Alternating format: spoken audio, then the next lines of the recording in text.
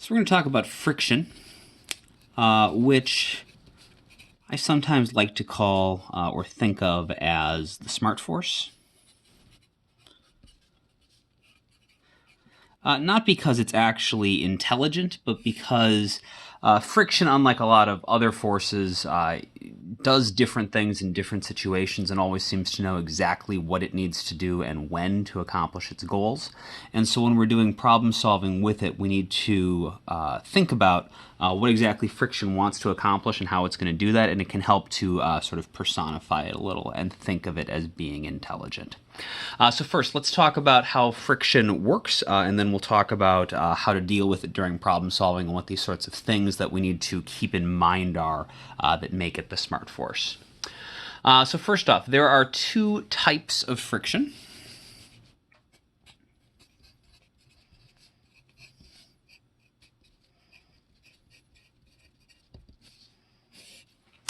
The first one is static friction.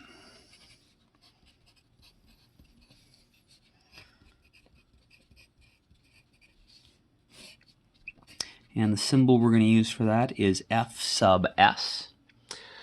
And this is always going to be the friction between two surfaces that are not sliding relative to each other, and it's going to try to keep them at rest.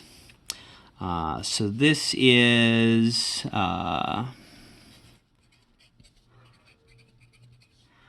between two surfaces that are at rest relative to each other.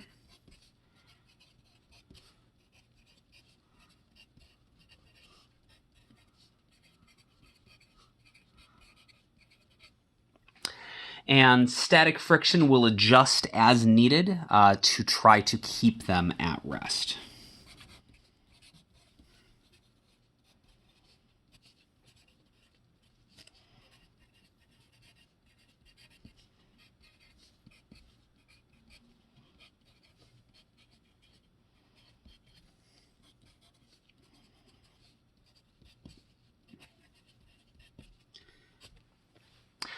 And so our equation for the force of static friction needs to be variable because the amount of static friction is not always going to be the same, but it can go up to some maximum value. So it just says needed to try to keep them at rest up to some maximum value.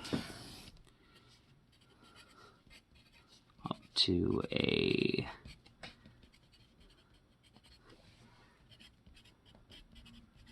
maximum value. And so the way that we calculate the force of static friction is the maximum force of static friction, so Fs max, is equal to something we call the coefficient of static friction. We'll define this in just a little bit. It's called a coefficient of friction. The symbol is a Greek letter, mu. It looks like a lowercase u with sort of an extra tail on the left side that sticks down below it. And we need to multiply that coefficient of static friction times the normal force, which in the introductory demo that we did, we saw that there are two things that affect how much friction there is. The normal force, how tightly the surfaces are being pressed together, and something to describe how slippery or how sticky they are relative to each other. And so that's what we see here. This coefficient is what's going to encode how slippery the surfaces are. Another way to think of this equation is if this is the maximum force of static friction, that means that at any given time, the force of static friction could be less than or equal to this value. Because that's what a maximum value means. It means you can have anything up to that. And so, for example, if something is sitting at rest and nothing's pushing on it, friction doesn't need to push back. Friction wouldn't want to push if it's not canceling anything out, because then friction would actually cause the object to slide across the table or the surface. If you push sideways on something with just 1 Newton of force, static friction is going to try to push back with 1 Newton. If you push with 2 Newtons, it's going to try to push back with 2 Newtons. And so it can be any value, including 0, up to some maximum value. The other type of friction is kinetic friction.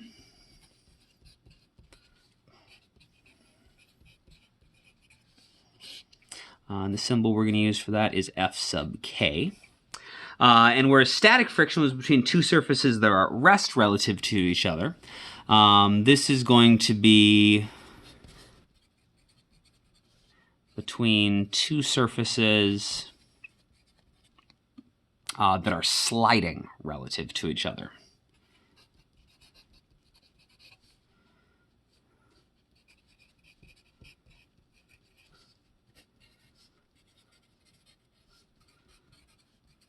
So if you have one surface sliding across another, that's where you're going to have kinetic friction. Whereas static friction was trying to keep the objects at rest or keep the surfaces at rest, kinetic friction will always pull.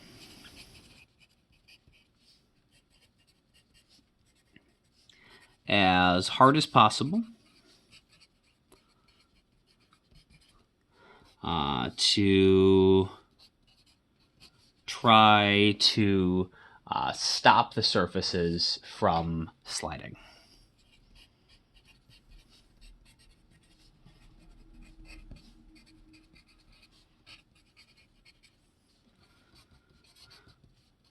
So it's going to try to, if you got one object sliding across the surface, kinetic friction is going to try to stop that object from sliding.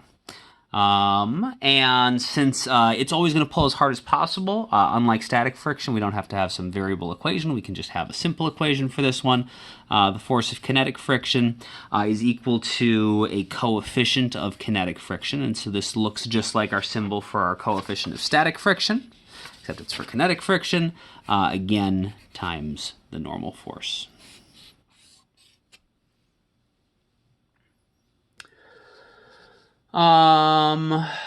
Something to note about both kinds of friction.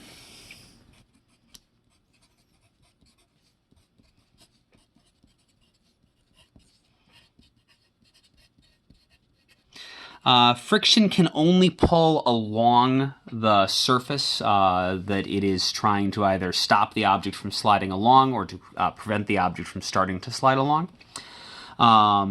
Which means that it's always got to be parallel to the surface. And since the normal force is always perpendicular to the surface, friction is always going to be perpendicular to the normal force. So both types of friction are parallel to the surface and perpendicular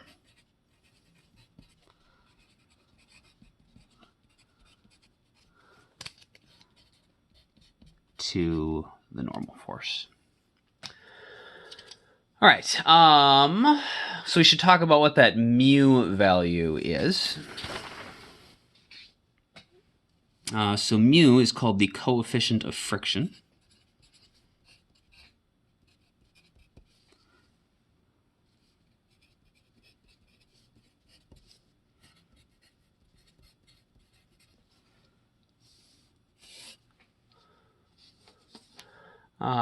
Which describes, it's basically a number that is going to describe how slippery two surfaces are relative to each other. The symbol we use is that mu symbol that we drew before. So again, it looks like a lowercase u with a little tail on the left side. It's a Greek letter. It's spelled mu.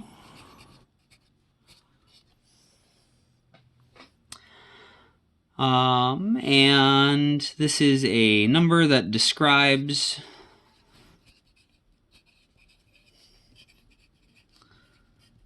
how slippery two surfaces are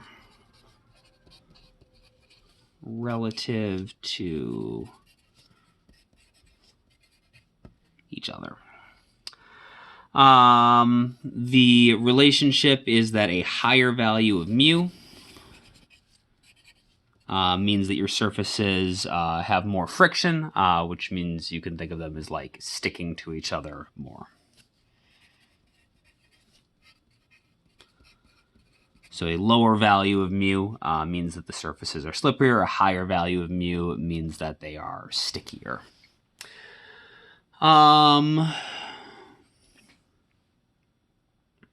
It does not have a unit, so it's a dimensionless quantity.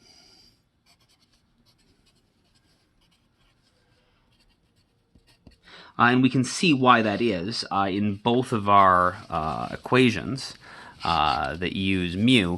We have some force that's in newtons is equal to mu times some other force that's in newtons. And so if this had a unit, we would no longer be in newtons once we multiply them together.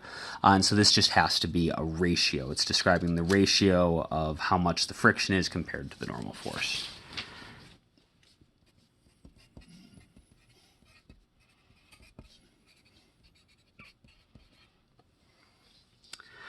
Something that is important to remember about static versus kinetic friction, and maybe we should have written this back here, but we can put it here. That's fine. We saw this in the demo video. The maximum value of static friction is always greater than the force of kinetic friction, which means that the coefficient of static friction always has to be greater than the coefficient of kinetic friction. So because the maximum value of static friction is always greater than the force of kinetic friction, that means that the coefficient of static friction always has to be greater than the coefficient of kinetic friction.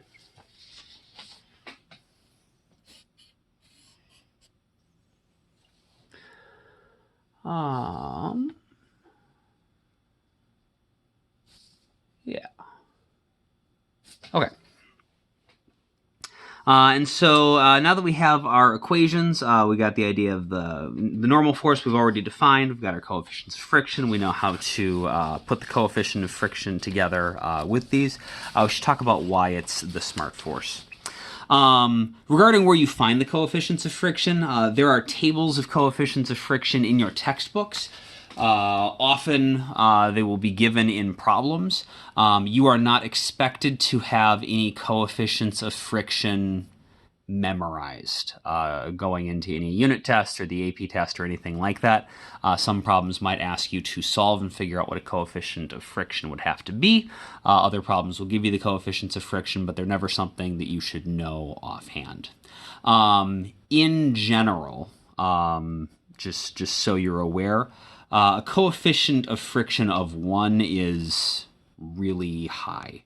That doesn't mean that there aren't things that have a coefficient of friction even higher than 1. But a coefficient of friction of 1 would mean, like if we look at our equation here, if this was 1, that would mean that the force of friction is the same as the normal force, which we know is going to equal the force of gravity for an object just sitting on a flat surface.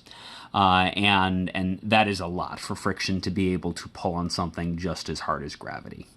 If something is completely frictionless, that means our coefficient of friction is going to be 0, which should make sense. It doesn't matter what the normal force is. If it's frictionless, the friction is going to be 0, so mu would have to be 0. And so your normal values for your coefficients of friction are going to be somewhere between 0 and 1. But for particularly sticky situations, you can have coefficients of friction of 2, 3, 4, even potentially. All right, so why friction is the smart force? Friction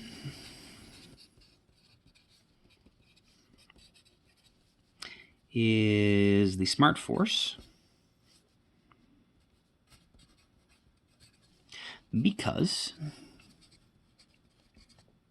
it always seems to know certain things.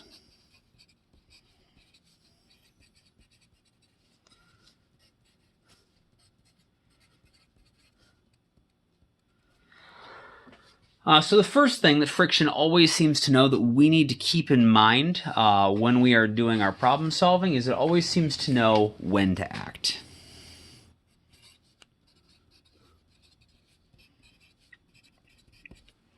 In the case of static friction, if something is sitting at rest on a surface and nothing is pushing on it, friction doesn't want to push on it either, because if friction's not being balanced out by something, it would actually cause the object to start moving. And so friction only starts pushing when it needs to. Likewise, if something starts moving, kinetic friction knows right away that, oh, this object is sliding and I want it to stop, and so I'm gonna start pulling in the opposite direction. And so it always seems to know exactly when to act, which means we need to, when we are doing our problem solving, think about, is this a situation where there's going to be friction? What kind of friction is it going to be? 2, the second way in which it is smart, meaning that it just changes from problem to problem, is that it knows in which direction to act. So it always seems to know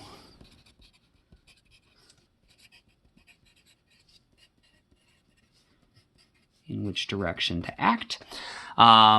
We always know it's going to be parallel to our surface, but you need to think about what exactly the friction is trying to accomplish, what the directions of all of the other forces on the object are, and what would it need to do to try to accomplish its goals. In the case of static friction, it's going to try to make the net force be 0.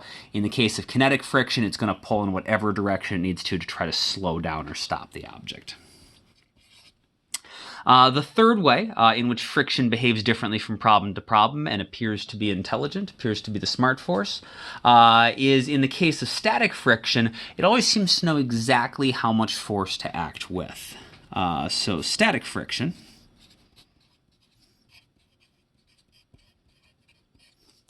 knows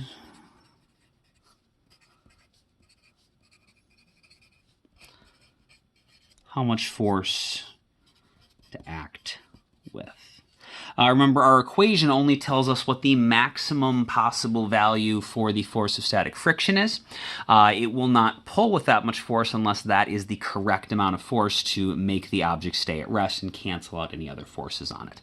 And so you can't just calculate using mu, the value for the maximum value of static friction, and just put that on your diagram. You have to think about what is static friction doing and how much force is it going to act with. And then the final way in which it seems to be intelligent is it knows when it has reached its limit.